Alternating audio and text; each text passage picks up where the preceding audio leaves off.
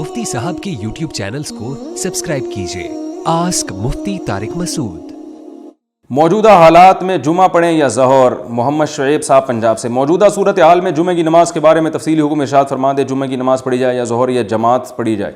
देखें, मस्जिदों में तो जुमा पढ़ा जाए, महदूद लोग 5-6 जितनी गवर्नमेंट ने इजाज़त दी है उतने लोग जुमा पढ़ें। बाकी सब लोग घर में ज़ोहर पढ़ें, इनफरादी, जमात से नमाज ना पढ़ें। ये हमारी राय है, जामिअत रशीद के उलमा की राय है।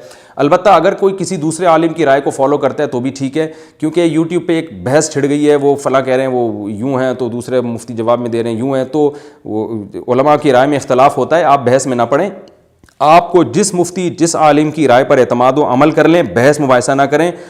आवाम के ज़िम्मे इतना ही है कि जिस आलिम की राय पर एतमाद व अमल कर ले वो क़यामत में इंशाअल्लाह बरी हो जाएगी। तो हमारी राय ये है कि मस्जिदों में, चाहे मुस्लिम कंट्रीज़ हों या गैर मुस्लिम कंट्रीज़, मस्जिद में जितनी महदूद लोगों को जुमे की इजाज़त दी गई है वो जुमा पढ़ें। बाकी जुमे वाले दिन घरों में लोग ज़ोहर की नमाज़ पढ़ेंगे इनफरादन, जमात से नहीं पढ़ेंगे। और इसके अलावा जो बाकी नमाज़ें उनमें घर में जमात से नमाज़ पढ़ें, उनमें इनफरादन नहीं। सिर्फ जुम्मे के दिन ज़ोहर की नमाज़ घर में इनफरादन पढ़ें। आस्क मुफ्ती तारिक मसूद।